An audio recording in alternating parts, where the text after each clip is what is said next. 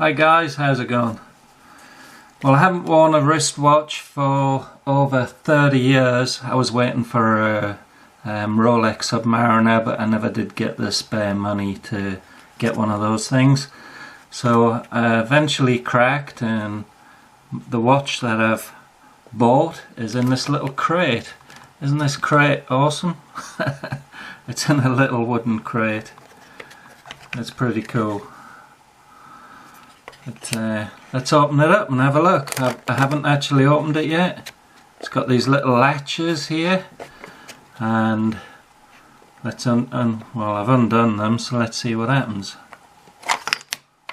It all springs apart. That's cool.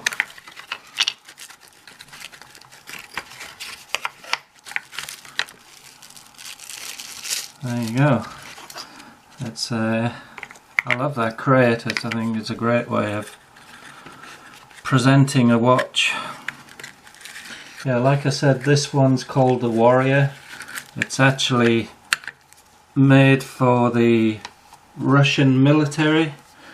This one's made for the Navy, the Russian Navy. And I like the look of it, what I saw on the internet. Bit of dust off the box. But yeah, they make one for the Army and they make one for the Navy. The Navy one is waterproof to a deeper depth. I think something like 200 meters. Yeah, this one is the best I can work out in Russian writing is 6e4-2, and the 6e4-1 is the Army one, and the Army one isn't rated to the depth that this one can go. This one's a 6e4-2, and I'll just read some blurb out about it for those that are interested. It's made for the official armed forces of the Russian Federation, and it talks about the extreme testing that these watches go through. It's shockproof. Well, this watch is waterproof up to 20 ATM, and I just had to Google what that was. Basically it's 200 meters, and I think I'm safe to say I don't think I'll be going any deeper than 200 meters, so it's going to be good for that. It's kind of a cool watch, I think. If you notice the winders on the left hand side, that's what did it for me, that's what got me. Because I remember when I used to wear a watch when I was a kid and climbing and stuff, with the winder on the right, when the winder's on the right, it could dig into the back of your hand when you're, you know, active. And it makes total sense to put the winder on the left.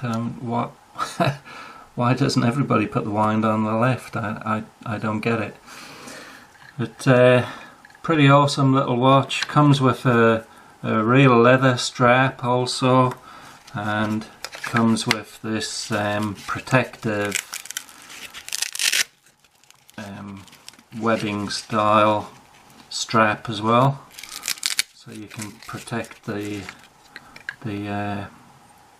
glass and the bezel, and also hides the fluorescent, because it's pretty fluorescent. This thing shines up in the dark pretty good, so if you put it into this one, obviously that would cover it up.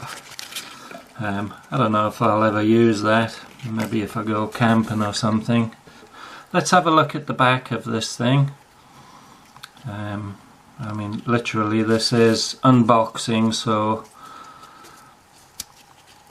I don't know anything about it yet.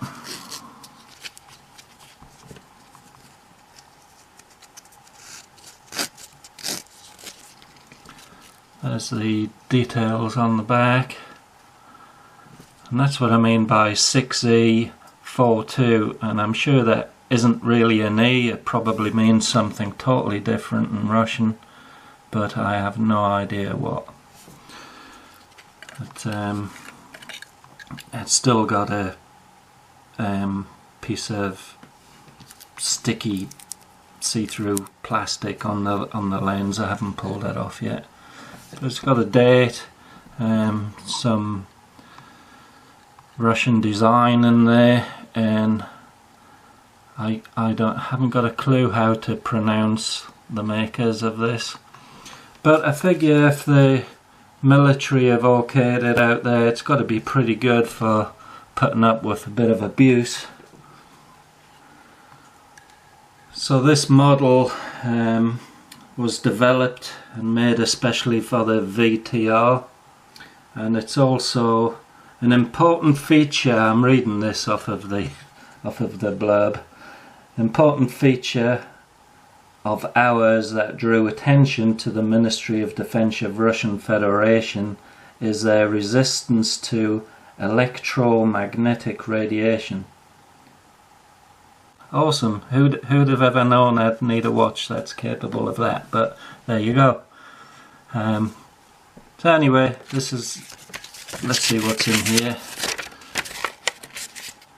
There's some Russian military guy sporting his version.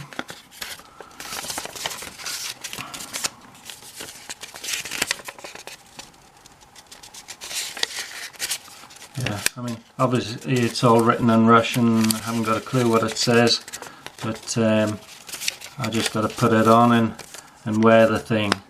So if you speak or read Russian, then you know what that's all about. But anyway, quite impressive. The whole thing cost me about 150 bucks, and also I got a strap that I wanted, because I don't think I'm going to be wearing camo an awful lot. I got a pretty hard wearing nylon strap here for it, and because I'm going to be using this thing in the ocean, that's the whole reason of me wanting a tough watch. I'm going to be out in the ocean kayaking and snorkeling and maybe a bit of scuba diving and stuff. So there you go, just a quick unboxing. I mean, obviously time will tell, pardon the pun, of how good this thing is, and I will do an update once I figure I'm happy with it or not happy with it. But there you go. Thanks for watching. Probably a bit of a boring video for a bunch of you, but I could not find, I'm in the USA, and I couldn't find a watch that I liked at a price that I could afford. But I had to go to Russia for one. But in my experience in buying Russian goods, they're generally made pretty damn well. Going back to my first ever 12 gauge shotgun, it was a Bakel or Bakel or however you pronounce it, but it was a very basic but very good hardware and gun, and I'm sure it's still going strong today. Alright, catch you later guys.